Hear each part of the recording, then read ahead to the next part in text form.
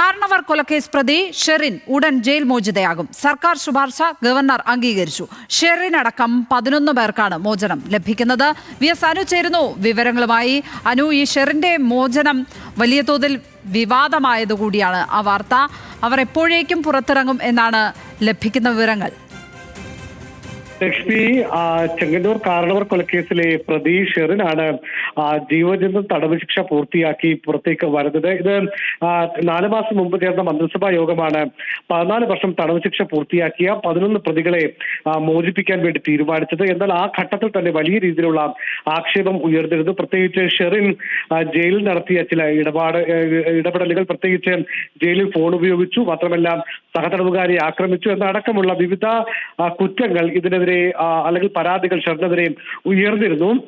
മാത്രമല്ല ഷെറിന്റെ മോചനത്തിന് പിന്നിൽ ഒരു ഉന്നത രാഷ്ട്രീയ നേതാവ് ഇടപെടുന്നു എന്ന അടക്കമുള്ള ആക്ഷേപങ്ങൾ ആ തരത്തിലൊക്കെ ഉയർന്നു വന്നതാണ്. ഏതായാലും ഈ ഘട്ടത്തിലാണ് ഗവർണർ ഇതുമായി ബന്ധപ്പെട്ട് ചില ക്രൈറ്റീരിയ, അതായത് ഈ 11 തടവുകാർ എന്താണ് അവരുടെ കുറ്റം, അവർ ശിക്ഷ അനുഭവിച്ച കാലയളവ്, അവരുടെ മറ്റ് നടപടികൾ എന്നിവ ചോദിച്ചുകൊണ്ട് ഒരു റിപ്പോർട്ട് സർക്കാരിനോട് ആവശ്യപ്പെട്ടിരുന്നു. ആ റിപ്പോർട്ടും സർക്കാർ സമർപ്പിച്ചു.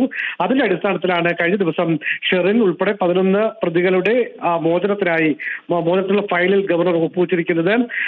ഈ നടപടികൾ പൂർത്തിയാക്കി ഉടൻ തന്നെ ഷെറിൻ പുറത്തിറങ്ങുമെന്നാണ് നമുക്ക് മനസ്സിലാക്കാൻ സാധിക്കുന്നത്. ലക്ഷ്മി, ഈ മോചന ഉത്തരവ് വരുമ്പോഴും ഷെറിൻ ജയിലിലില്ല എന്നുള്ളതാണ് മറ്റൊരു കാര്യം. 15 ദിവസത്തെ പരോളിലാണ് ഷെറിൻ ഉള്ളത്. മോചന ഉത്തരവ് ജയിലിൽ എത്തിയാൽ ഷെറിനെ തിരികെ വിളിച്ച് നടപടിക്രമങ്ങൾ പൂർത്തീകരിക്കും. നിഖിൽ അളവൂർ ചേരുന്നു വിവരങ്ങളുമായി. നിഖിൽ, ഇതാണ് അവസ്ഥ.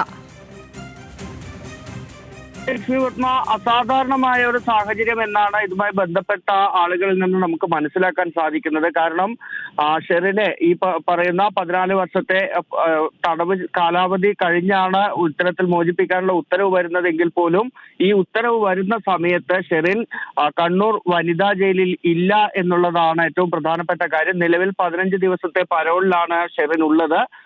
അതേസമയം ഏത് ദിവസമാണ് പരോളിൽ ഇറങ്ങിയത് എന്നത് സംബന്ധിച്ച് കൃത്യമായ ഒരു വിവരം ലഭിച്ചിട്ടില്ല. ഏതായാലും കണ്ണൂർ വനിതാ ജയിലിൽ ഇപ്പോൾ ഷെറിൻ ഇല്ല, അവർ പരോളിലാണ് ഉള്ളത്. ഇനിയിപ്പോൾ ഇതിന്റെ നടപടിക്രമം എന്ന് പറയുന്നത് സർക്കാരിൽ നിന്ന് ഈ മോചന ഉത്തരവുമായി ബന്ധപ്പെട്ട അതിന്റെ രേഖകൾ അത് കണ്ണൂർ വനിതാ ജയിലിലേക്ക് എത്തണം. ആ രേഖകൾ എത്തുന്നതോടുകൂടി ഷെറിനെ ഇത്തരത്തിൽ ജയിലിലേക്ക് വിളിച്ചു വരുത്തേണ്ടി വരും. അങ്ങനെ വിളിച്ചു വരുത്തിയതിന് ശേഷമായിരിക്കും മറ്റ് നടപടിക്രമങ്ങൾ പൂർത്തീകരിക്കുക എന്നതാണ് നമുക്ക് മനസ്സിലാക്കാൻ സാധിക്കുന്നത്.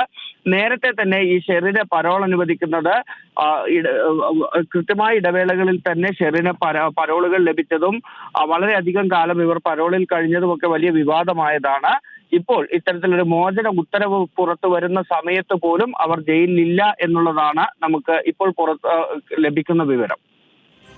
നിഖിൽ അളവൂരാണ് വിവരങ്ങൾ പങ്കുവച്ചത്. ഈ മോചന ഉത്തരവ് ലഭിക്കുമ്പോൾ പോലും ഷെറിൻ ജയിലിലില്ല എന്നുള്ളതാണ് ഏറ്റവും വിചിത്രമായ സംഗതി. അവരിപ്പോൾ പരോളിലാണ്.